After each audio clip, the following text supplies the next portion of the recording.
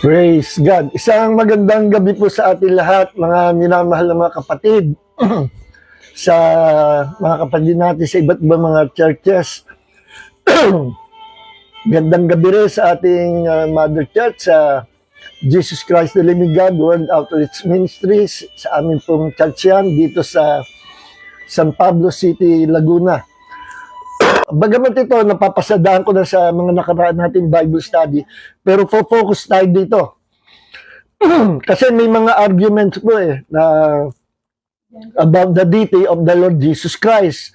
Kagaya ng Jehovah's Witnesses at Iglesia ni Cristo, pareho sila, hindi nila pinaniniwalaan, hindi nila tinatanggap na si Jesus Christ, ang ating Panginoon, ay Diyos. Okay?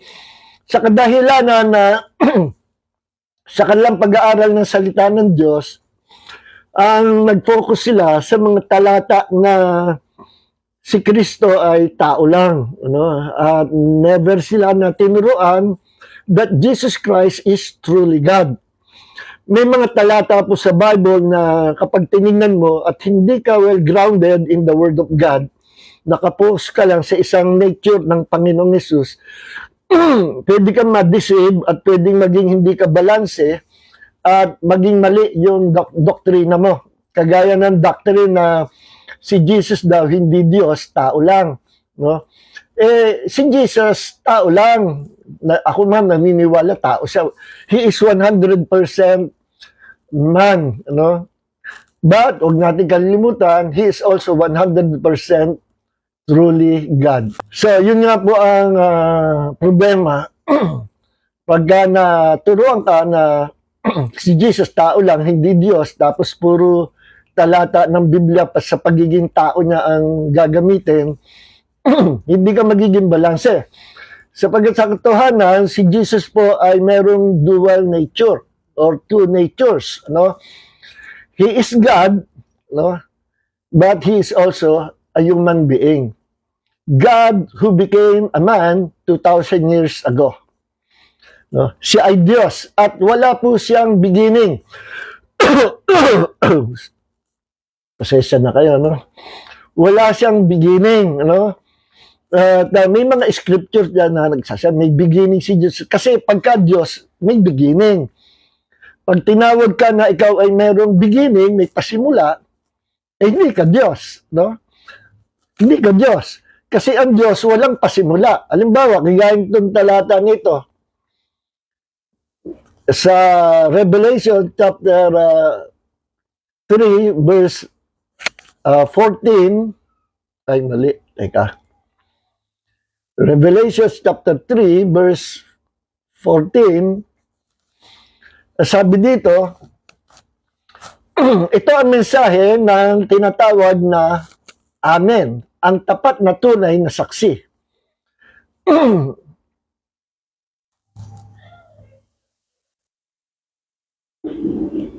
Ang tapat na tunay na saksi, siya ang pinagmulan ng lahat ng nilalang ng Diyos. So maganda ang salin dito sa Tagalog, no? Kasi sa ibang translation po, sa King James, yung authorized version King James, medyo mali ang pagkakasalin, although meron siyang pakahulugan na beginning, pero hindi beginning na nang ibig sabihin may pasimula siya, no? Kundi beginning in a sense na siya yung origin, siya yung pasimula, Kaya tinawag na beginning, sa kanya nagmula o pinagmulan ng lahat ng bagay. Kaya yung lumang salin ng King James ay pinalitan na ng mga modern English Bible translations na more accurate, Sa kagaya dito sa NIV, ang pagkakasalin, to the angel of the church in Laodicea, write these are the words of the Amen, the faithful, the true witness, si Jesus po yan, the ruler of God's creation. Sa King James, the beginning of God's creation. So, kalalabasan, si Jesus Christ, meron palang beginning. At yan ang ginagamit ng Jehovah's Witnesses at saka ng INC na panglaban nila to prove that Jesus Christ daw ay is just a creative, or he's just a created being, not God, ano? Pero mali, 100% mali yung kanilang interpretasyon, kasi sa Greek language, sa Greek word, yung salitang beginning ay arche, no? Arche, ang ibig sabihin ay ruler, origin, originator, leader, authority, no, of God's creation. Siya ang may control, siya ang may hawak, siya ang ruler, siya ang pinagmulan, origin, meaning the creator of all God's creation.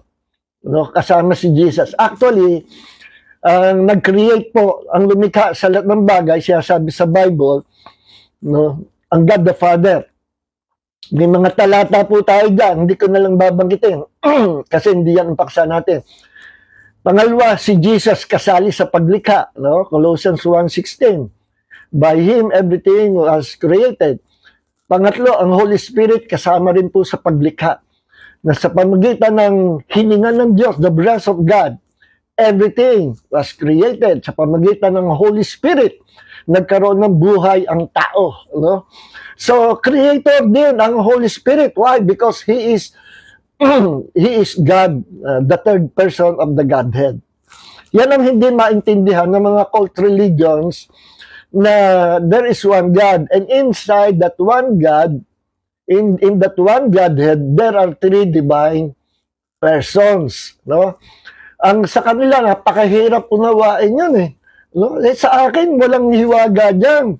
Walang hirap-hirap unawain. Ako, kahit bago ko manpaltea, nung ipinangaral, tinuli sa Bible study, wala akong effort na pipilitin kong maniwala. Hindi. No? Kasi, una-una, sa Bible ako tumitingin. Pero kung ikaw, umattend ka sa kultong church, at tinuro ka agad, si Jesus hindi Diyos, siya tao lang. Tapos, binasahan ka ng mga talatang ganyan, inuna itong Revelation, chapter 3, verse 14, tapos ang ginamit pa sa King James, at ang pagkakabasa He is the beginning of God's creation. Sasabihin, kita mo na, sa lahat ng creation ng Diyos, si Jesus daw, sabi ng Biblia, ang beginning. Siya ang kauna-unahang nilikha. Naku po, mali po. Arche means chief, ruler, authority, author, leader, origin, originator, creator of all God's creations. No? So, lumikha po ng ng lahat ng bagay, kasali si Jesus sa paglikha. The Father, Jesus, the Holy Spirit. That one God with three divine persons. Sabi ng mga INC, napaka, ano yan, ginaya nyo lang ang Katolik. Hindi ginaya sa Katolik daw nagpauso ng Trinity. Aba, hindi. Nasa Bible nga eh. Sa 1 Corinthians chapter 13 verse 40, sinabi nga doon na sa benediction, may the grace of Jesus and the love of the Father and the fellowship of the Holy Spirit be with you all. O tatlo yun, no? The Trinity, binanggit sa benediction, pinakitang kahalagahan ng tatlo. Bakit? Magkakasama sila. Silang three persons in one God, no? Mahirap ba? Parang mahirap bang intindihin yung 3-in-1 coffee? Yung 3-in-1 coffee, nagmamadali ka, ito na lang, 3-in-1 coffee. Ano? Mahirap bang intindihin na ang tao is composed of three elements or three dimensions, spirit, soul, and body? I am composed of three elements, spirit, soul, and body. Pero isa lang ako. No? Sa pagiging tao ko, tatlo ang elements na meron ako. Pag kinulang ng isa, hindi ako tao. Ang mga animals, kulang po ng isa. They do not have spirit. They don't have spirit. Kaya sila ay merong soul, no? At merong physical body. Pero walang spirit. Kasi ang Spirit, inilagay yan sa atin ng Diyos, binigay sa atin ng Diyos, nilikhaan tayo ng Diyos na Spirit, so that we can fellowship with God who is Spirit. And so that we can communicate with God who is Spirit. God is a Spirit, and those who worship Him must worship Him in Spirit and in truth. So kung wala tayong Spirit, hindi po natin hahanapin ng Diyos. Wala tayong awareness that there is God. No? Kahit pa yung mga mayabang na atheists, sasabihin nila walang Diyos. Hindi, pag mamamatay na kayo, tumatawag din kayo sa Diyos. No? Naghahanap kayo ng Diyos. No? Marami pong ganyan. Yabang lang yon. That is pride. They were deceived by the devil at tinanim nila ng pride. Okay. So, yan ang mga argument. No? So, makikita nyo na pag hindi talaga pag kayo napapunta sa Colton Church at nauna yung mga verses na ginamit, naku, ang hirap bunutin. Parang yung mga kausap ko sa INC at titigas na ulo. Kahit pakitaan mo na scriptures, pinapipili mo kung ano ang paniniwalaan nila, scriptures o yung tinuro sa kanila iglesia. Eh, mas pinipili nila yung tinuro sa iglesia. Okay. So, sabi ni Jesus, my word, they are spirit and they are life. No? Pagka pinili mo hindi salita ni Jesus, you will be doomed forever. No? Wala kang buhay na walang hanggan. Okay. So number one, why Jesus became a man, ito po ang dahilan. No? Although He is God and God forever, pero 2,000 years ago, He became a human being. Sabi po sa John chapter 1 verse 1 and hanggang 3, in the beginning, basahin natin sa Tagalog.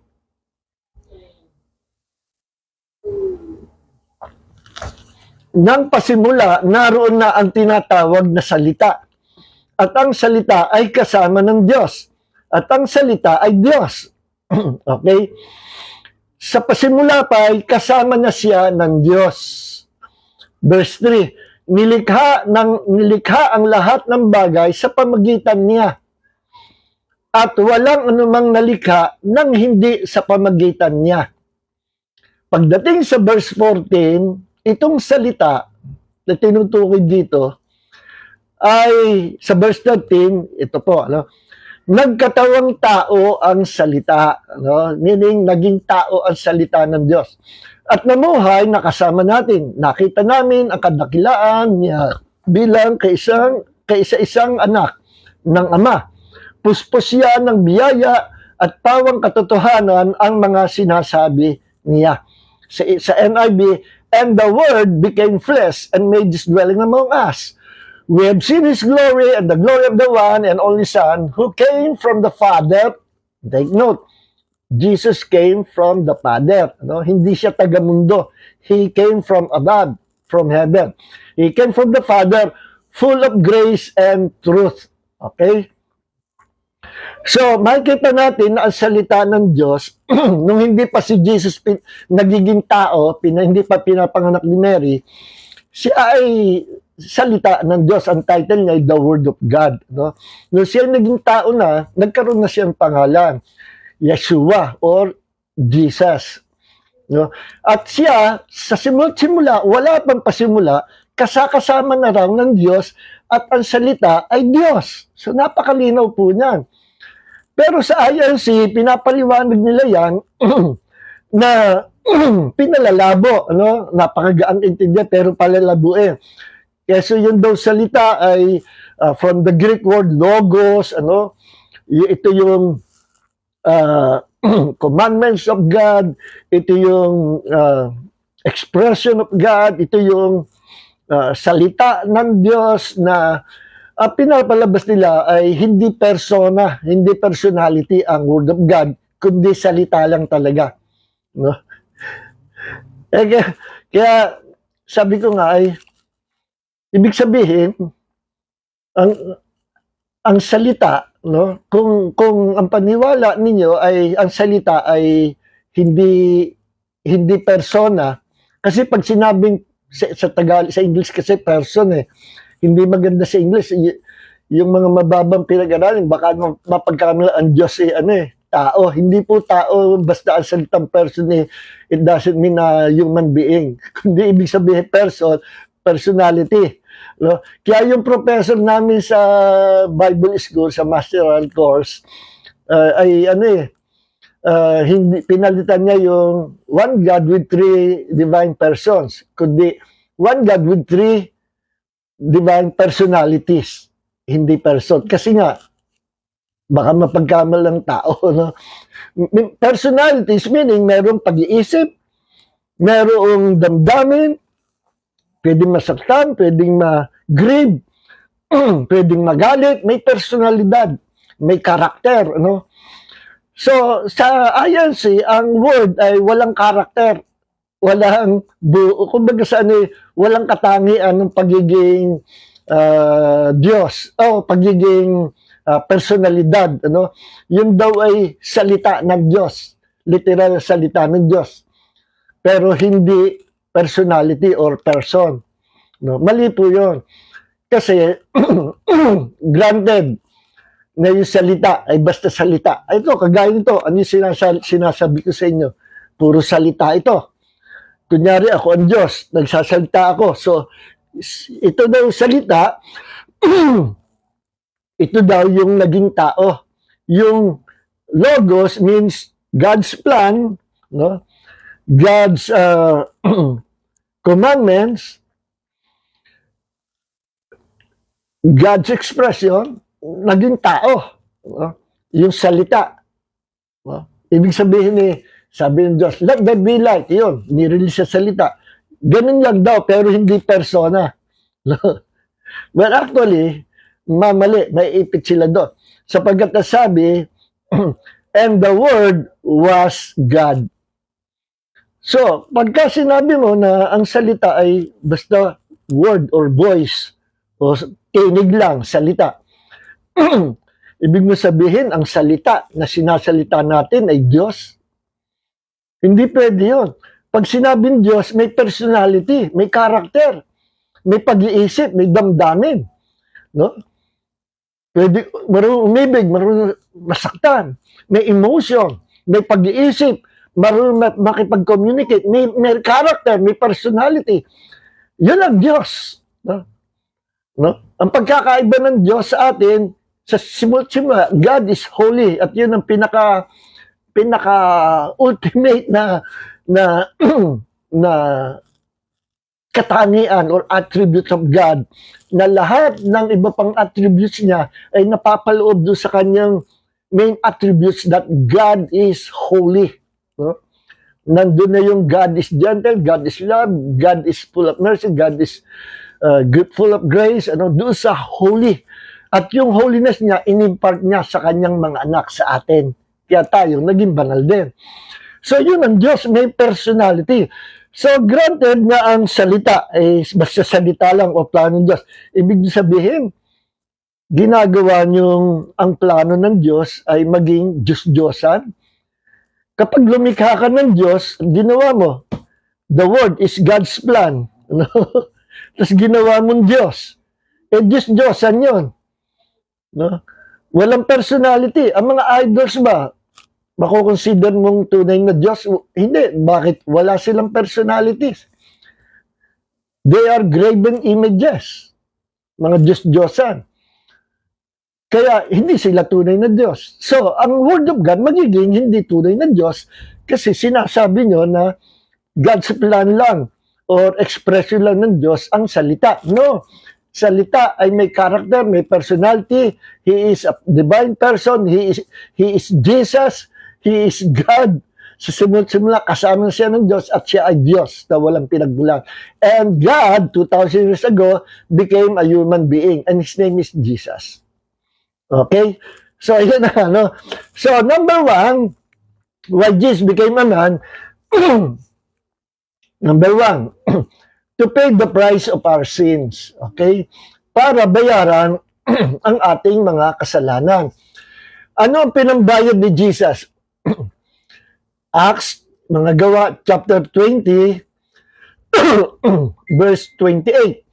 Ang pinambayad po ni Jesus, hindi gold, hindi silver, hindi riches or wealth. Ang pinambayad ni Jesus, His own precious blood. No? So, ang pinambayad ni Jesus, kanyang banal na dugo. Tingnan po natin sa Ephesians chapter 1, verse 7. Sabi dito, in Him, sa pamagitan ni Jesus, we have redemption through His blood. Nagkaroon tayong katubusan sa pamagitan ng kanyang banal na dugo. The forgiveness of our wrongdoings or our sins according to the riches of His grace. So, anong pinambayad ni Jesus? His own precious blood. Okay. Sa 1 John chapter 2, verse 2. And Jesus Himself is the propitiation, pampalubag loob, for our sins, and not for ours only, but also for the sins of the whole world. So, yung ginawang atonement, sacrifice, pagkamatay ni Jesus sa cross 2,000 years ago, ay para sa ating mga kasalanan. Atonement for our sins, for the covering, for the remissions of our sins, pampalubag loob sa Diyos, at para mawala ang kanyang galit sa kasalanan natin, at tayo ay maging anak ng Diyos sa pamagitan ng atonement or propitiations of Jesus Christ for our sins, no? At sabi dito, and not for ours only. Hindi lang para sa ating mga Jews or mga apostles, kundi, but also for the sins of the whole world, no? Kundi para sa kasalanan ng lahat ng buong tao sa mundo. Maliwanag po yan. Sa Calvinism kasi, si Jesus daw namatay hindi para sa buong mundo kundi for few selected people. Mali po yun, ano? Kaya ang linaw nga dito na sabi ni John, ang atonement ni Jesus hindi lang para sa ating mga Jews, hindi lang para sa ating mga apostles, no? Kundi maging para sa buong mundo, also for the Gentile nations. Napakalinaw po niyan. Isa pa rin mali na doktrina yan ng Calvinism. Mga kaibigan Calvinist, ha? Walang personalan, real talk lang. Okay? So, yan yung mga talata. Ngayon, tingnan natin yung sinabi sa Acts chapter 20. So, ang pinambayad niya ay banal na dugo, ano? Banal na dugo ng Jesus. Now, Acts chapter 20, verse 28. Ito, tingnan nyo mabuti. Ingatan ninyo ang inyong sarili at ang lahat ng mga mananampalatayang pinababantayan sa inyo ng banal na espiritu, the church. No?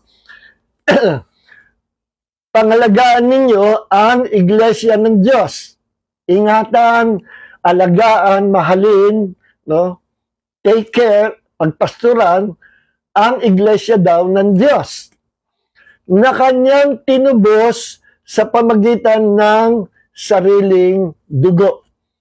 Ano sabi dito? Sino may-ari ng iglesia o ng church ng Panginoon? Basahin natin sa NIV. Keep watch over yourselves and all the flock of which the Holy Spirit has made you overseers. Be shepherds of the church of God. Kaninong church? Sino may-ari ng church? Sabi dito, of God, ang Diyos ang may-ari sa church, sa iglesia, sa atin. Which he bought, na kanyang binili. Sino may-ari ng church? Ang Diyos. Sinong bumili? Ang Diyos. Na kanyang binili, which he bought with his own blood. Sabi dito, alagaan nyo mabuti, shepherd the church of God. No? Pagpasturan nyo, alagaan nyo, bantayan nyo, pagpasturan nyo na mabuti ang iglesia, ang church ng Diyos na kanyang binili ng Diyos sa pamagitan ng kanyang sariling dugo. Okay. Malinaw po yan. Ngayon, ang tanong, kailan nagkaroon ng dugo ang Diyos? Sabi sa John 4, verse 23 and 24, God is Spirit. Ang Spirit, walang dugo. Eh bakit sabi dito, ay binili daw ng Diyos, pangalagaan daw ng mga shepherds, ng mga pastor, ang kanyang church. Pag-aari po ng Diyos ang church, na kanya daw binili sa pamagitan ng kanyang sariling dugo. Ang tanong, may dugo ba ang Diyos? Bakit niya binili ang church, tinubos ang church, at ang pinambayad niya, kanya daw sariling dugo? Ang tanong, kailan nagkaroon ng dugo ang Diyos? Mga INC at JW, isip-isip lang, ano? It's about time na maliwanagan kayo. Kailan nagkaroon ng dugo ang Diyos? Bakit sinabing binayaran niya, tinubos niya ang kanyang church by His own blood? Kailan nagkaroon ng dugo ang Panginoon, ang Diyos? Sagot, ang answer ay ito, nung siya ay naging tao. So, ito ay prueba that Jesus Christ is truly God who became a human being, who became a man. Anong purpose niya? Para magkaroon siya na una-una ng kamatayan sa kanyang physical na katawan. At sa kanyang kamatayan sa cross as a holy sacrifice, perfect sacrifice of God para sa ating mga kasalanan, para sa ating mga kasalanan, upang tayo magkaroon ng kapatawaran sa ating mga kasalanan. No? Upang tubusin tayo at bayaran ng Diyos ang kasalanan ng buong mundo, at ang pinambayad ng Diyos ay yung kanyang sariling dugo. By His own blood. Kailan nagkaroon ng dugo ang Diyos? Nung siya ay maging tao. Kasi nga ang Diyos ay espiritu. Walang dugo ang Diyos. Pero sabi dito, nagkaroon siya ng dugo. Kailan? Nung siya ay naging tao. John chapter 1 verse 1 hanggang 3, in the beginning was the Word, and the Word was with God, and the Word was God, and the Word created all things. Everything was created by this Word. Who is this Word? He created the universe into existence. Kung wala daw itong Word na ito, walang malilikha. No? Walang malilikha. And who is this Word? Pagdating sa verse 14 ng John chapter 1, and the Word became flesh and dwells among us. Sino yun? Si Jesus Christ, salita ng Diyos na naging tao o nagkatawang tao. See? Pakinggan nyo mabuti. ILC, alam nyo, pag binasa nyo sa mga ILC at sa JW ako, basahin mo yung talata, hindi pa rin maniniwala. Hindi pa rin maniniwala. Mas gusto nilang paniwalaan yung mga nagturo sa kanila na mali naman. Okay? So, yan number one purpose or reasons why Jesus became a man, to pay the price of our sins. Number two, to destroy the devil and his kingdom. Bakit? Kasi, naghari-harian si Satanas. Nung makuha niya ang unang magulang natin, si Adam and Eve, nakuha ni Satanas through deception. No? Nilinglang niya ang tao. Sinabi, pag kinain niya, magiging kagaya ka ng Diyos, hindi ka mamamatay. No? Unang magulang natin, Adam and Eve, nakinig. Mas pinili nilang paniwalaan ang salita ni Satanas kaysa sa salita ng Diyos.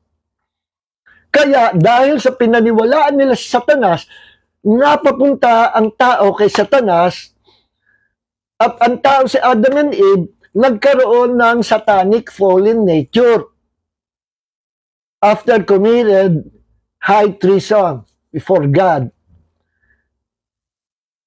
After na sila bumagsak sa kasalanan, nagkaroon sila ng na-impart sa kanila, na ibahagi sa kanila ang kalikasan ng naging ama-amahan nila na si Satanas. Kaya kapag isang tao hindi pa naboborn again, ang ama-amahan si Satanas. Ang sakit pakinggan eh, no?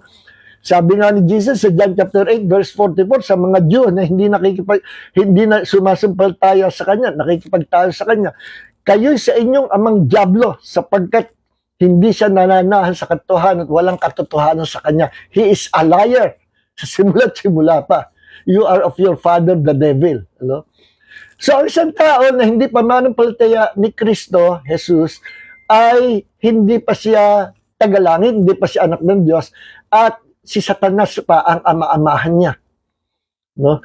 Kaya kung gusto, kung may nanonood dito na nagulat sa sinabi ko, if you want to become a child of God, believe and accept Jesus to be your Lord God and Savior, and you will be saved. You will become a child of God and join heir together with Christ. Magtatanong ka ng buhay na walang hanggan.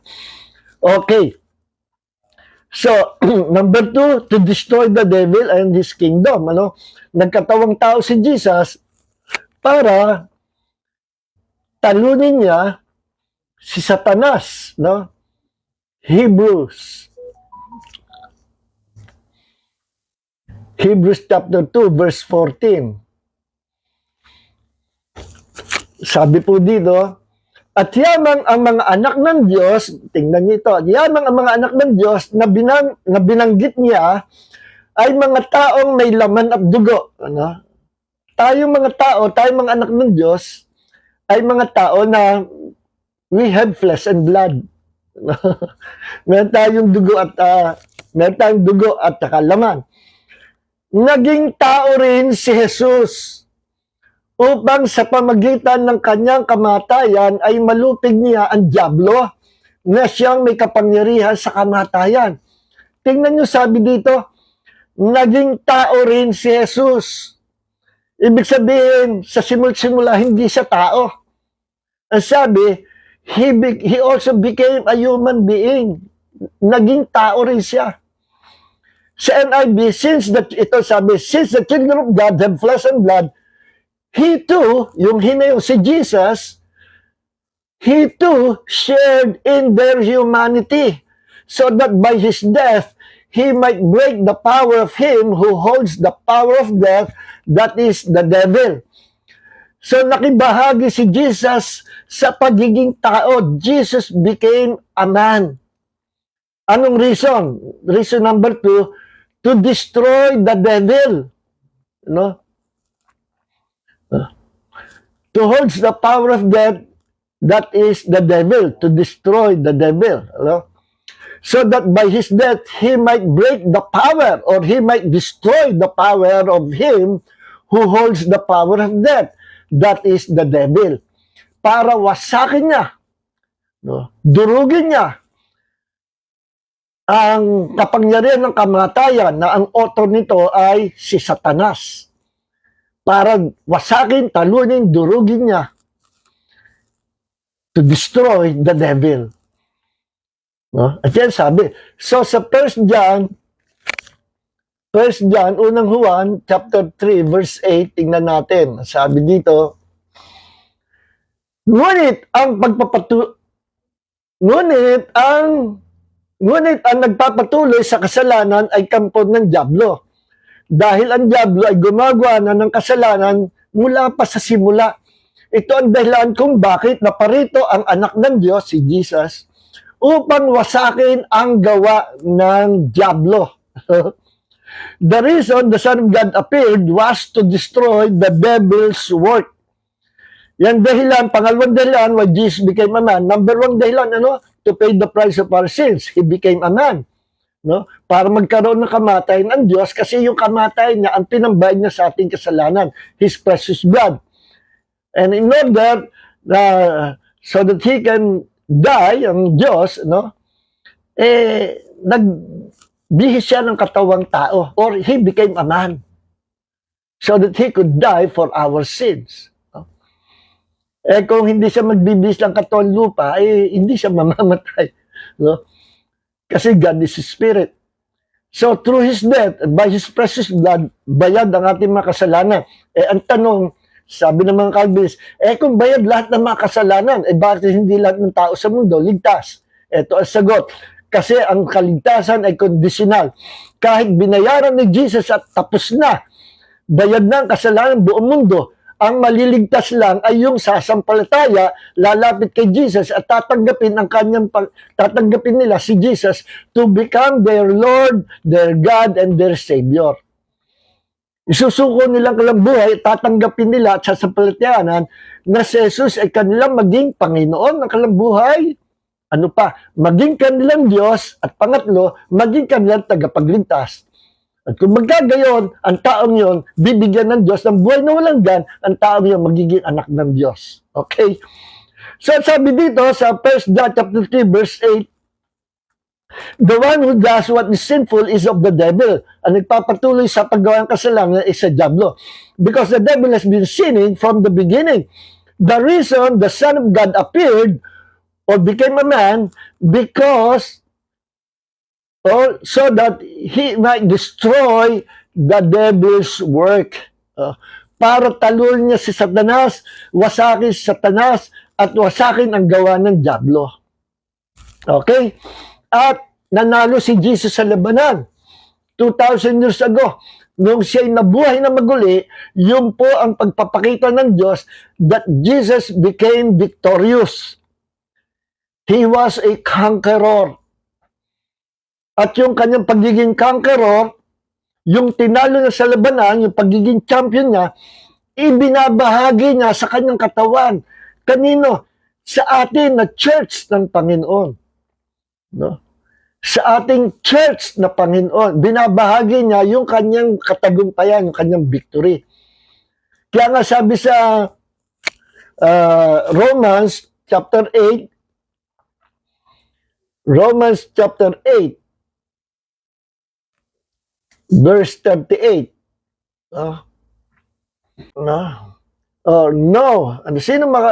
verse 36, as it is written, for your sake we are being killed all day long, we are regarded as sheep to be slaughtered. Sabi dito, who shall separate us from the love of Christ? Shall tribulation, distress, persecution, famine, nakedness, and or danger, or sword? Sabi sa verse 35. Pagdating sa verse 37, no, in all these things, we are more than conquerors through Him who loved us. Kita nyo, yung katagumpay ni Jesus, ipinasa sa atin. He was a conqueror, we are more than conquerors. Bakit naman naging more than conquerors tayo?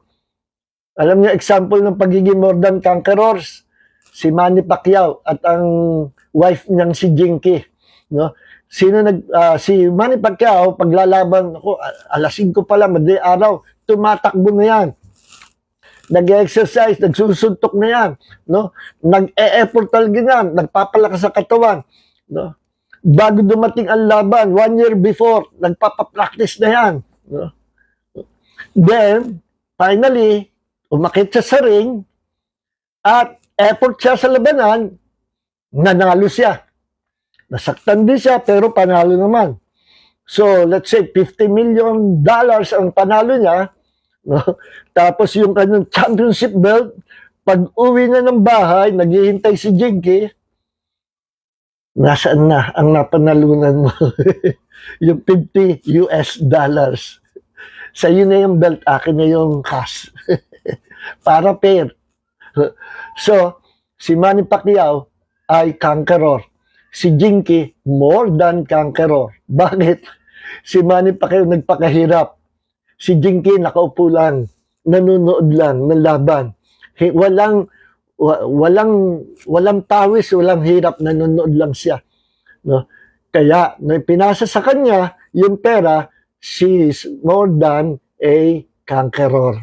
Si Manny, na nagbigay ng pera, he was the conqueror, pero si Jinky was more than a conqueror. Okay? Okay. Ganyan si Jesus. He was victorious, he was a conqueror, and we are more than conquerors. Okay? Tingnan natin sa Colossians 2:15. Ang nangyari kay Satanas nung nagkaroon ng labanan, natalo si Satanas. Ito ang nangyari. Colossians 2:15. When he had disarmed the rulers and authorities, si Satanas po yan, ang pamunuan ng kadiliman, he made a public display of them having triumphed over them through Him. Ano? Pinahiya ni Jesus si Satanas, iniwan niya sa hayag, nakahihiyang, at kinumpiskahan ng weapons. He had disarmed the rulers and authorities. Si Satanas po yan at ang mga demonyo. Dinisarmahan. Wala silang weapon. Wala silang weapons. Bakit kung lumabas sila, parang meron silang mga weapons, nakapaglalagay ng sakit, nakapaglalagay ng ganito, at meron silang aksyon. Minsan, ang mga Kristiyano, minsan alanganin, pag nahinahina, matatalo. Parang meron silang powerful weapon. Wala po silang weapon. Anong meron? No? Ginagamit niya tayo as His own weapon. Anong gagamit tayo? Ginagamit niya yung salita natin bilang weapons niya. Ano ibig sabihin? Ganito yun, kapatid. Sometimes we are cursing ourselves na hindi natin alam. Sometimes we are cursing our children, our families, our loved ones na hindi natin alam. Those cursing words, nagre-release po tayo ng power sa ating words, at yung mga salita na ni-release natin, whether it is good or bad, will come to pass. Nakakalungkot most of the time dahil sa ignorance ng ibang Kristiyano, nakakapagsalita siya ng mga cursing words sa buhay niya, sa buhay ng pamilya niya, na hindi niya alam. Because of lack of knowledge, you are destroyed for lack of knowledge, sabi ni Jesus. No? Sasabihin niya sa kanya, anak, ang bobo-bobo mo naman. Sa lalaking bobo. Anak, huwag kang umakyat dyan. Pakalayo, one of the same, baka mamaya mo, pagtawid mo dyan, napakalikot mo, masagasaan ka. You are releasing those words, those creative words na sooner or later, may possibility na mangyari. Kasi there is power in our words. Proverbs chapter 18, verse 21. Death and life are in the power of the tongue, and those who love it shall eat the fruit thereof. Alam nyo tayo mga tao, sa simula, kahawig tayo ng Diyos. May nakuha tayo sa Diyos. But it doesn't mean that we are God. We are not God, pero may nakuha, minaman tayo sa Diyos. Alin yun? Kasi nga, sabi sa Genesis chapter 1, verse 26-27, let us make man in our image after our likeness. And man became, and man was created by God in the image and likeness of Him. So, kahawig natin ang Diyos. We became like God, but we are not God. No? Tingnan nyo, sa lahat ng nilikha ng Diyos, no? Kahit sa mga hayop, sino ang may creative ability? Sino nakakalika ng computer? Sino ang umuunlad yung medical science, technologies ng tao sa buong mundo? Paano naging modern ang sibilisasyon? Dahil yan sa karunungan ng tao, na namanan ng tao sa Diyos, yung pagiging creative. Because God is creator, namanan natin sa Kanya. Tingnan nyo ang unggoy. 6,000 years na, unggoy pa rin. Hindi pa rin marunong lumikha ng mga modernong technologies ang unggoy. Kaya nga, mali yung ang tao galing sa unggoy. Mali yun. Pag pinagpilitan niya ni Darwin, siya yun. Yung lahi niya galing sa unggoy, siya lang yun. Meron ako nakadebate na ganyan. Pinagpipilitan, Kristiyano ito. Hindi, Brad. Ang tao galing sa unggoy. Sabi ko, Brad, huwag mong pagpilitan dahil sa Genesis sinabi, nilikha ang tao sa laraw at sa wangis na Diyos. Hindi. Sabi ng science, alin ba paniniwalaan mo? Science o Bible? Kristiyano ka. Hindi, basta ang tao galing sa unggoy. So, ganito na lang, ha? Para wag tayong magtalo. Panalo ka na. Ang tao galing sa unggoy.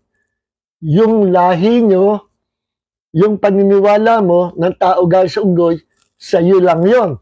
Ako, ang paniniwala ko, ako galing sa Diyos, nilikha in the image and likeness of God.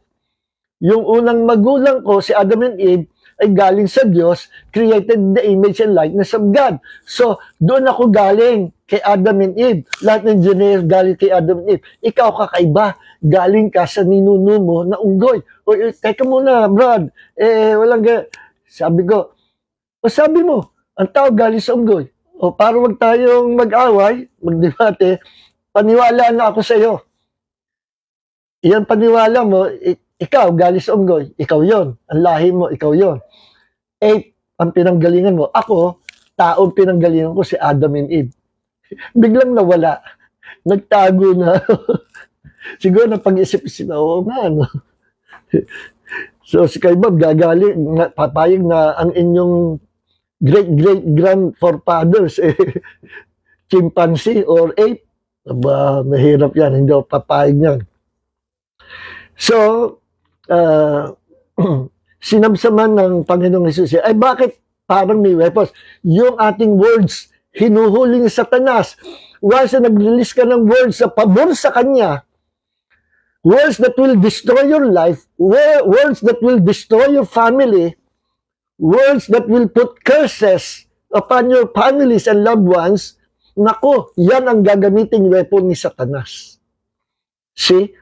So, hindi natin alam, di alam ng mga Kristiyano, ginagamit ni Satanas na weapon yung galing din sa atin. Isa lang yon, yung words, at marami pang iba. Wala tayong time para talakayin yan. Next, some other time na po. Ano? Parang alam niyo yung martial art na, na Aikido. Ang principle ng Aikido, hindi kagaya ng principle ng karate. Sa karate, strength to strength ang labanan. Tinaga ka, o sinapak ka, sasaluhin mo ng sariling lakas na block. Block ang tawag doon. Lakas sa lakas. Pag malakas siya at mahina ang block mo, diretso, tatamaan ka rin. Kaya lakas sa lakas yan. Force against force. Pero ang Aikido sa martial art, kakaiba. Ang principle nila, go with the force. Malakas siya, mahina ka, malaki siya, maliit ka. Sundan mo yung power niya, yung force niya. Susundan mo lang. Ay, nakakita ko, medyo marunong ako na konti Aikido. Kasi 40 ko ay karate. Pero nakakaintindi ako Aikido. Pag tinaga ka ganyan, susundan mo yung kamay niya hanggang paikot, hanggang sa bigla mong itapon. So, tatapon yung tao dahil sa sarili niya lakas. Kaya the more he uses strength, the more din na matatalo siya. Dahil yung strength niya gagamitin ng Aikido expert or Aikido master against him. Yung strength niya gagamitin ng Aikido master against him para matalo siya. Ganyan si Satanas. Ginagamit kung ano yung weapon natin, ginagamit niya. So don't be deceived. Talunan na si Satanas. Alam niyo, may isang ilustrasyon Meron isang tao napapasok sa sa madilim na kwarto, osisero, madilim, hinahanap niyang ilaw, nag-lock yung sumarang pinto.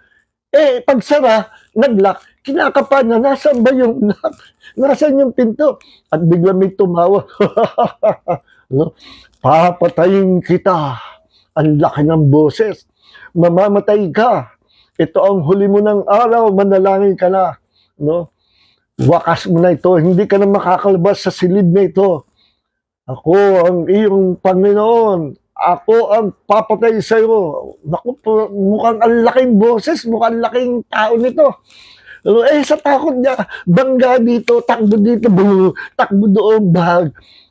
Takbo dito, bag. Nasandalan yung ilaw, yung switch ng ilaw, nagliwanag. Naku, yung nakita niya na malaking boses, maliit, parang, alam niyo yung mga, ang tawag dito, unano. Si Satanas parang unano. Si Satanas yung malaking boses, modulated yung boses niya, ang laki-laki, pero ang liit-liit niya, at helpless dahil nakatanikala at nakaupo sa isang sulok lang. Napagtripan lang siya na, papatayin ka na. Yung pala nagnanakot nakaupo sa isang sulok at nakagapos na. At maliit na tao. Parang ganyan itsura ni Satanas. Madalas natatalo ang Kristiyano dahil natatakot. No, nabubukulan ng problema dahil sa takot. Bunggod dito, bunggod doon. No, buksan mo ang switch ng salita ng Diyos, ang switch na magliliwanag sa iyo. Okay? So, laki ng boses, ano? Meron kami dating kapatiran nun si Hector, no? Ang liit na tao. Pero pag kumanta yun, ugali nung kakantay ng in his time. In his time. Abay, baho, bass, ang boses. Ang liit na tao, ang laki ng boses. In his time. Pag hindi ka nakinig, parang hindi ka tumingin. Parang ang laking tao. Pero maliit na tao. Parang ganun sa Satanas. Okay. So, number 3 reason, number 1, so that Jesus could pay the price of our sins. He became a man. Number 2, so that he could destroy the devil and his kingdom. So number 3, so that the believers can become joint heir together with Christ.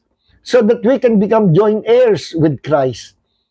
Romans chapter 8, verse 17, ito po sabi, and if children, heirs also, heirs of God and fellow heirs with Christ, if indeed we suffer with Him, so that we may also be glorified with Him. Ang pangatlong dahilan why Jesus became a man, para lahat ng minana ni Jesus ay maipamana sa atin. Listen mga kapatid, si Jesus sa pagiging Diyos, hindi niya kailangan ang pamanahan. Mayaman na siya sa simula. Siya ang creator of heavens and earth. Siya ang owner of the universe. Siya ang lumikha. No? Walang imposible sa kanya. He is God. Kasama siya ng one Godhead, si Jesus. In that one Godhead, there are 3 divine personalities, the Father, Jesus, and the Holy Spirit. At si Jesus, hindi siya iba sa Ama kasi siya galing sa Ama. Ang Holy Spirit, hindi siya iba sa Diyos. At siya ay Diyos din, sapagkat siya galing sa Diyos. Dahil sa misyon ng Diyos to save the world, isinugo niya si Jesus together with the Holy Spirit. At ang sender ay ang Ama. No? Kaya sa pagiging Diyos, the Father, Jesus, and the Holy Spirit, the 3 are all equal as one God. Magkakako-equal sila as one God. No? Kahit the Father is not Jesus, Jesus is not the Holy Spirit, but these 3 persons, itong bumubuo ng isang Diyos. Si Jesus galing sa Ama, ang Holy Spirit galing sa Ama. Ang problem lang sa oneness, may punto ang oneness sana. Kaya ang problem sa oneness, no? Ginagawa nilang si Jesus, yun din yung Ama. Ang Holy Spirit, yun din daw ang si Jesus. No? Ang sa oneness, sa oneness, God in 3 manifestations. Ang Diyos Ama, naging si Jesus. Ang Diyos Ama, naging Holy Spirit. Ay, mali po yun.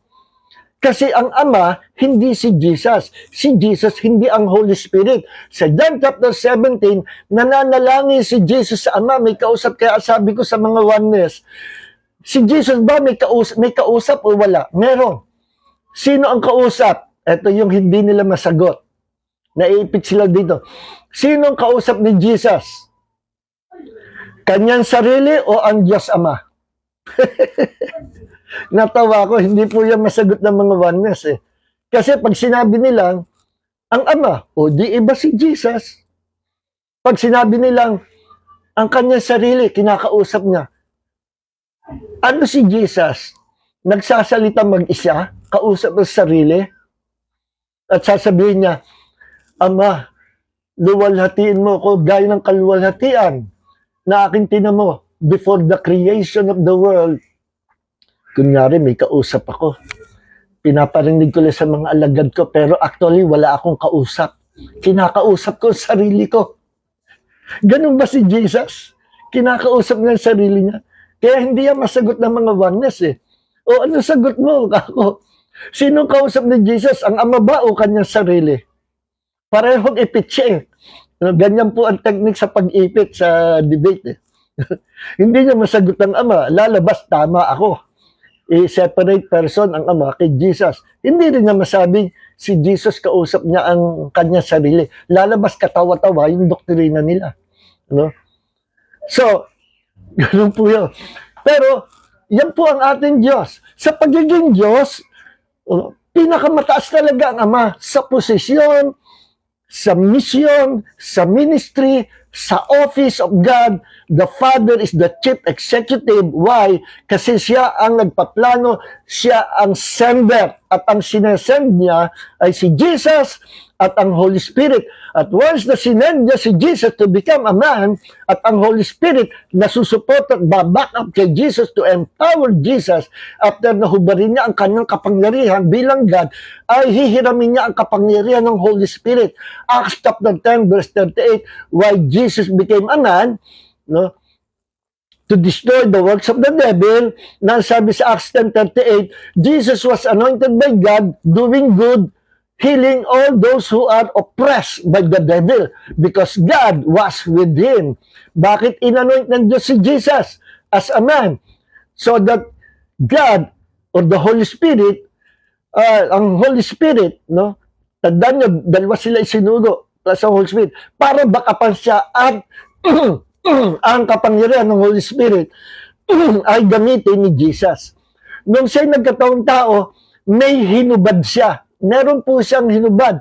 Kaya sabi sa Philippians chapter 2, verse 7, that he emptied himself. Sumasabit yata yung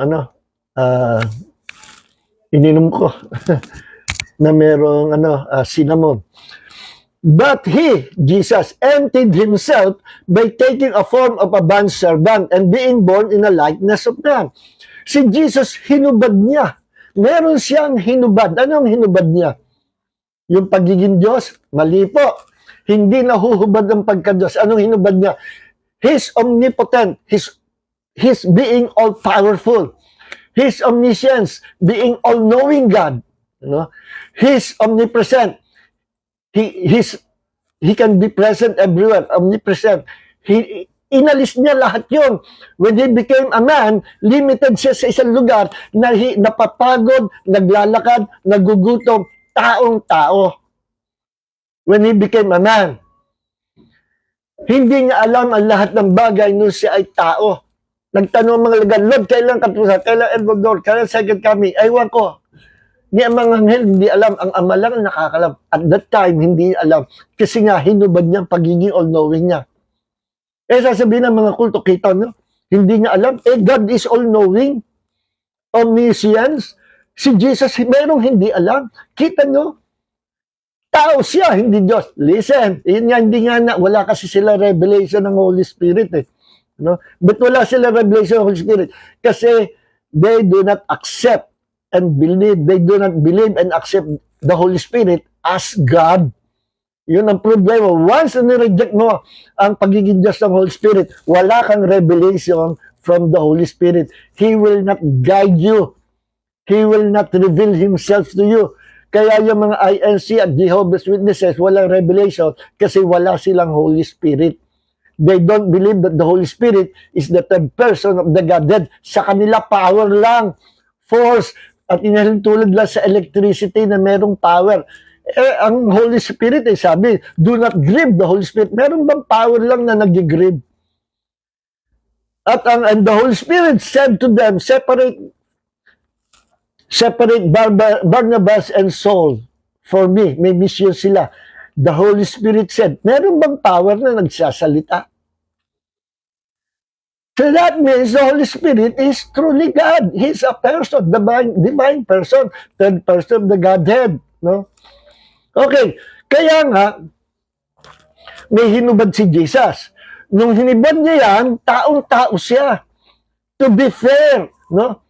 Kasi pag pinagos sa krus at binayaran niya ang kasalanan natin, na hindi niya hinubad ang kapangyarihan niya bilang Diyos, sasabihin ni Satanas, unfair yan, Diyos. Kaya mo na iligtas ang tao dahil Diyos ka eh. Against yan sa batas mo. Ang dapat maging tagapagligtas na hinihingi ng korte ng Diyos o ng hustisya ng Diyos, the Savior must be a human being, must be a man. Why? Sino ba nagkasala? Kabayo? Unggoy? Kalabaw? O tao? Tao. Ang sagot, tao. No? Sino ba nagkasala? Kabayo, kalabaw, aso, pusa, tao o Diyos? Tao. So, ang hihingin na hustisya ng Diyos, to be fair, ang justice ng Diyos ay kailangan merong Savior na tao na may provide to save mankind. To save mankind. Tao dapat. Hindi hayop, hindi pusa, hindi kabayo, tao. Hindi rin pwede ang Diyos. Bababa ang Diyos, ililigtas ng tao. Kayang gawin ng Diyos. Pero sasabihin ni Satanas, unfair ka Diyos, napakadaya mo.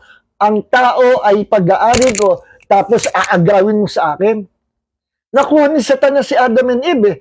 And because of the sin of our first parents, the whole generations inherited the sin of our first parents. Lahat tayo.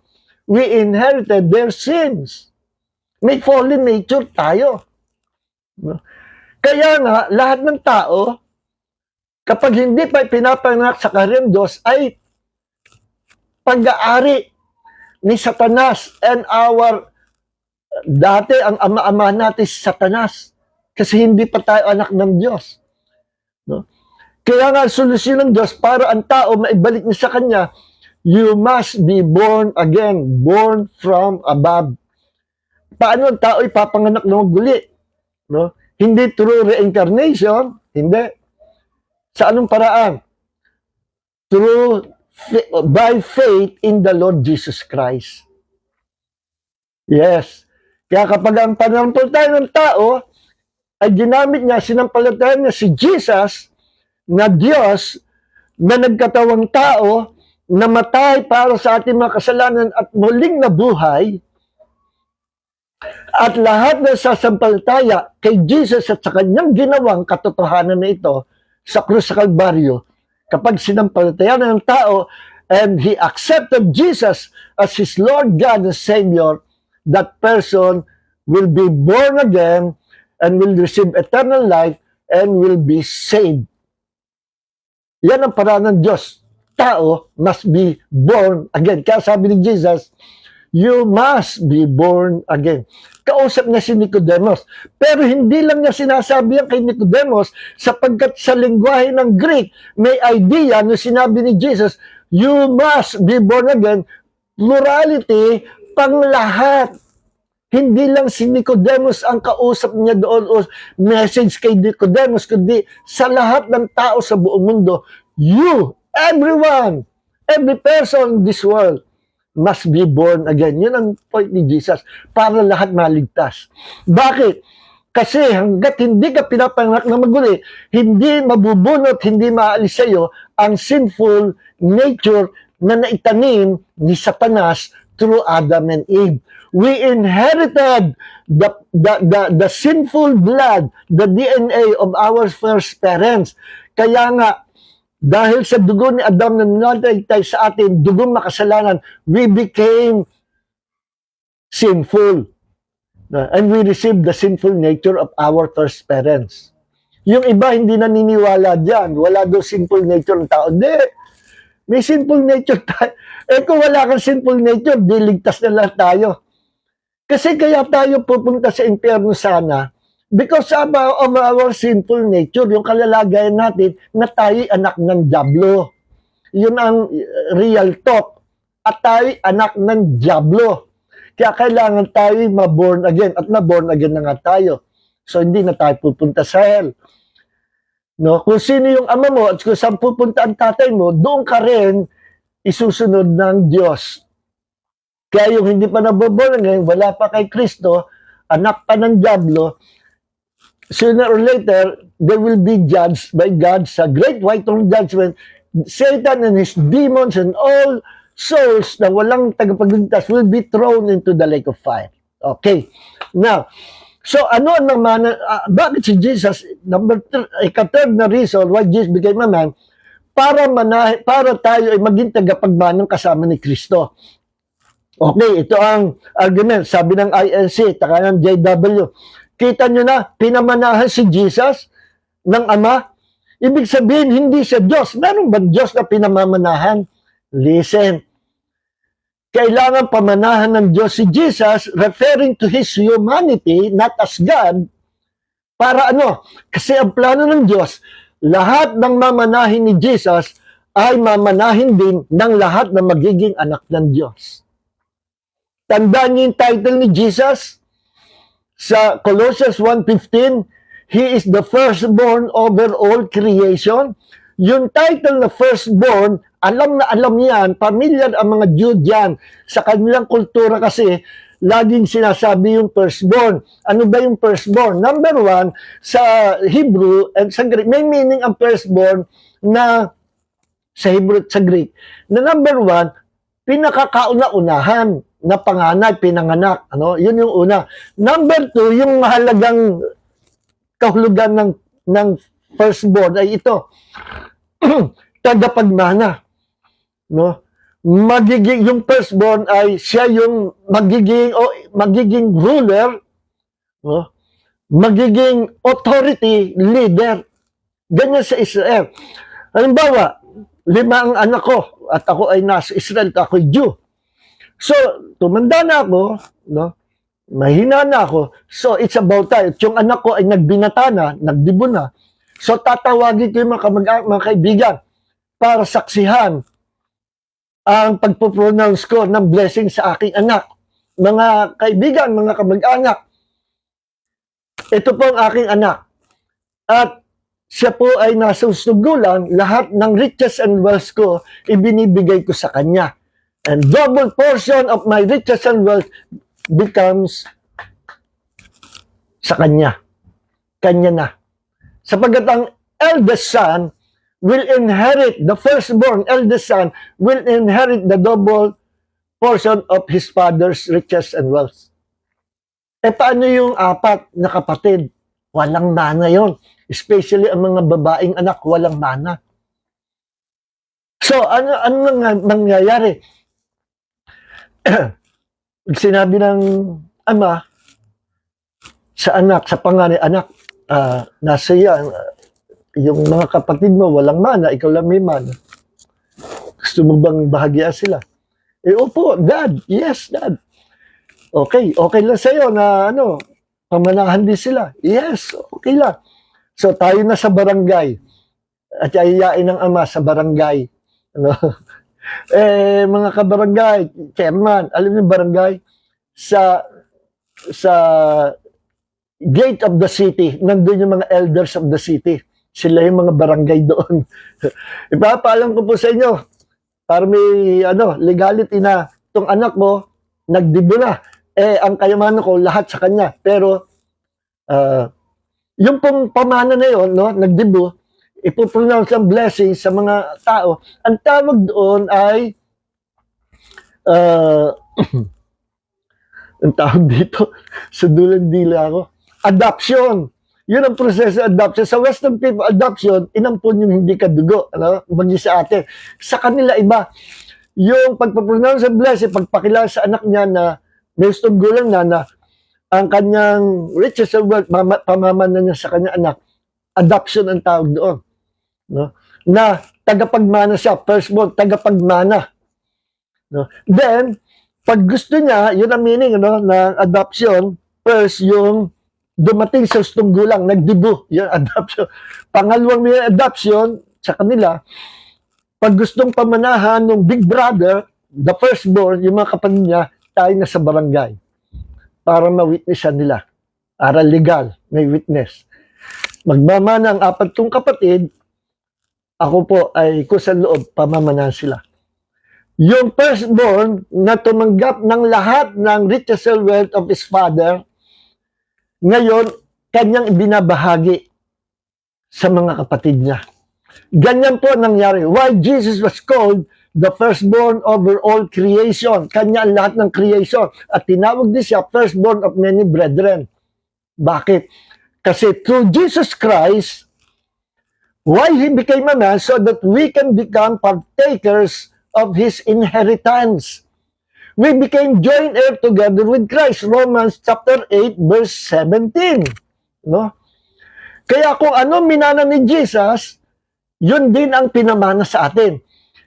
Sa tao, pag nagpamana yung kapatid, may percentage lang sa mga kapatid niya. O, 20% kayo. Kay Jesus, iba. In the realm of the Spirit, in God's kingdom, iba. Jesus inherited all the riches and wealth of God's kingdom, of His Father, 100% kanya. Kaya sabi, yung authority binigay sa kanya. Lahat, the whole creation, ang authority na kay Jesus. At nagagalak ang Ama na kilalanin natin na si Jesus nasa kanyang full authority sapagkat ang Ama ang nagbigay sa kanya noon. Referring to His humanity. Referring to Him as man. Ngayon, lahat ng sasampalta kay Jesus ay mamanahin din yung minana ni Jesus. Yan ang divine purpose, another divine purpose that that's why Jesus became a man, para sa gayon, yung kanyang minana maipamana sa lahat ng mga magiging anak ng Diyos. Romans 8:17, as children of God, we became joint heir together with Christ. Kung 100% ang minana niya, same 100% ang binibigay sa atin. We have the inheritance of the Lord Jesus Christ. Why? Tandaan nyo, because we became one with the Lord Jesus Christ. Colossians 1:18, Jesus is the head of the body. The body is the church. He is the head of the body of the church. The body and Jesus are now one. Kaya kung ano minana ng Jesus, yun din ang pinamana sa atin. Listen, even His throne, ang kanyang luklukan, ipinamana sa atin. Revelation. Revelation chapter 3. Tingnan natin, Revelation chapter 3, mga INC, pakinggan niyo ito, Revelation chapter 3, verse 21, no? The one, sabi ni Jesus, the one who overcomes, I will grant to him to sit with me on my throne as I also overcame and sat with my Father on His throne. Sa Tagalog, ganito ang punto ni Jesus. Lahat ng mananatiling naglilingkod sa akin ng tapat na nagtagumpay hanggang wakas. Meaning, hindi nag-backslide, hindi bumak out, hindi umayaw. At nanatili hanggang sa siya ay kunin ng Panginoon, meron siyang reward na yung trono ni Jesus ay uupo siya sa trono ni Jesus kasama ni Jesus. We will sit on His throne together with Jesus. Yung throne ng Jesus, pinapamana sa atin. Kaya pala sabi, we will reign together with Christ in forever sa buong eternity. We will reign with Christ. Bakit tayo maghahari? Kasi mga hari din tayo. He is the King and we are the kings. He is the Lord and we are the Lords. The Lord of Lords, the King of Kings. Kaya lahat ng minang Jesus, pinasa sa atin. Iyan po ang ibig sabihin ng firstborn. No? Siya ang authority, ruler, originator, ang may control sa lahat ng bagay, ang may hawak sa lahat ng bagay, ano? Ang may-ari sa lahat ng bagay. He is upholding all things by the power of His word. Kaya siya tinawag na firstborn. Sa JWINC, ang interpretation ng firstborn ay kauna-unahan na nilikha. Hindi po created being si Jesus. Sa Hebrew language at sa Greek, ang idea ng firstborn ay siya'y tagapagmana at ipinamana. Ruler over all God's creation. Kanya lahat. Para sa anong dahilan? Para maging atin din lahat. So, listen, may bahay ka wala sa mundo, tiis-tiis lang. Ikaw ang pinakamayamang tao sa buong universe. Ikaw at ako, tayo. Gaya daw ni Jesus na umupo sa trono ng Ama. Kaya nangyari ganito, may trono ng Ama, umupo si Jesus, payag ang Ama. Bakit? Ang makakaupo lang sa trono ng Ama, Diyos. Tandaan niyo ito, mga ILC at JW. Ang pwede lang umupo sa trono ng Ama, Diyos, God. Bakit siya nakaupo sa trono ng Ama? Because Jesus Christ is 100% truly God. Ang ginawa ni Jesus, tayo, pwede ba umupo sa trono ng Ama? Ba hindi. Why? Because we are not God. We are just human being. Ngayon, ang ginawa ni Jesus, sapagkat God is a giver and a good God, gusto niya ipamana sa atin ang pinakamataas na mana. Alin yun? Ang kanyang trono. So, gumawa ang Panginoong Hesus, naglagay siya ng sariling trono, separate from the throne of His Father, at umupo siya sa trono, at sabi ni Jesus, the one who overcomes, I will grant to him to sit with me on my throne. No? As I also overcame and sat with my Father on His throne. Siya pwedeng umupo doon. Why? Because Jesus is God. Ang trono ng Diyos para sa Diyos. Kaya kung si Jesus, ordinaryong tao lang, hindi siya pwedeng umupo doon. Diyos lang ang pwedeng umupo doon. Ngayon, ang plano ng Diyos, ipamana sa atin ang lahat ng buong kayamanan ng kalangitan. No? Through the Lord Jesus Christ. Kaya pinadaan ng Diyos Ama ang lahat ng riches of God kay Jesus. Pinadaan ng Diyos ang salvation kay Jesus. Pinadaan ng Diyos ang reward kay Jesus. Pinadaan ng Diyos ang pagiging anak ng Diyos natin through the Lord Jesus Christ. Those who will believe, whoever believes in Him will become children or sons of God. Pinadaan lahat kay Jesus.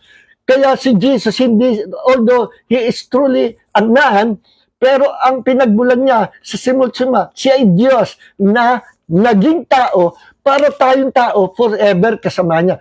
Listen, there's a man in heaven mediating between God and man. Sabi ng mga INC, kita nyo, sabi sa Bible, sa Timothy 2:5, meron daw tao na tagapamagitan. Tao! Sana kung siya Diyos, tinawag na Diyos. Listen, kailangan tawaging tao ang tagapamagitan. Bakit? Ang hinihinging justice ng Diyos, ang mamamagitan tao, hindi Diyos. Bakit? Kasi ang nagkasala tao against God. At ang mamamagitan dyan ay Diyos na tao. Hindi lang basta Diyos, hindi pwedeng basta God. Magiging unfair yun kay Satanas. Sabihin ni Satanas, kita nyo, accuser siya. Ang daya mo, bakit ikaw namamagitan? Unfair yan. Dapat ay tao ang mamagitan. Bakit Diyos, ang daya mo, ikaw na ngayon nagligtas, ikaw pa yung mamamagitan. Kita nyo? Kaya ano sinabi, tinindihan, there is one mediator between God and man, the man, Christ Jesus. Punch yun, knockout punch, killer punch yun against the devil. Yung declaration, there's a man between God and mankind, that man is Jesus Christ, the mediator. Nako, killer blow, knockout punch yan. Knockdown si Satanas dyan. See? At yung nagbi-mediate na yun, Jesus who is God, who became a man. For the first time sa istorya ng kasaysayan ng Diyos, for a billion, trillion, can tell you kung ilang years na ang Diyos ay kasama niya ang mga anghel sa langit, His creations, for the first time sa history ng Diyos. Ngayon nangyari lang, 2,000 years ago, na ang Diyos at tao magsama sa isang being. In one being, there is God and man. And that one being, His name is Jesus. Sa Kanya nagsimula, nagsama for the first time ang Diyos at tao combination. The God, man, Christ Jesus. Bakit ginawa ng Diyos na ang Diyos magsama? Unique si Jesus, the unique, kaya sinabi only begotten Son. The unique Son of God. Bakit? Siya ay Diyos na tao. Anong purpose? Ito ang purpose. So that para pagbatiin niya ang Diyos at tao. So that God and man can become one forever. sa walang katapusang fellowship sa buong eternity in the kingdom of God sa next life natin. Praise God. Napakasaya po natin. Wala nang kamatayan, wala nang tatanda, wala nang problema, wala nang satanas, wala nang mga makasalanan, wala nang mga politisyan na magnanakaw. Ay, ano ba yung nasabi ko? Wala nang mga, ibig ko sabihin, wala nang magnanakaw sa mundo. Ano? Wala nang kurakutan, wala nang deception, wala nang tukso. Bakit? Sa new heavens and new earth, we have that new life and we have that yung huling pangako ng Ama, glorified body, katawan na hindi na tatanda, hindi na mamamatay, hindi na mawawala pa. We will have that glorified body designed to live with God forever. Dahil kay Jesus, the God-man Christ Jesus, nagsama ang Diyos at tao forever. And I believe with all my heart, forever sa buong eternity, habang ang Diyos ay Diyos, si Jesus mananatiling God-man, combination ng God-man. Dahil, ano yun? Protection sa atin yun. So that God and man can be one forever. Through, pinadaan uli, through the Lord Jesus Christ, God who became a man. So, yan po ang 3 reasons why Jesus became a man. Okay, hanggang dito na. Pahaba po tayo. Pasensya na po tayo. And I hope naging blessing po sa inyo ito.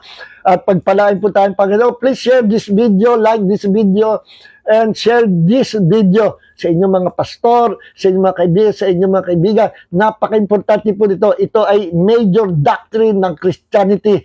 Ano? The deity of Jesus, sama-sama na dito, the deity of Jesus, the 3 reasons why Jesus became a man. So, very rich po yung topic natin yun. God bless you all. Lord, maraming salamat sa pagpapala mo sa amin sa gabi ito. Sa topic po nito, napakahalaga.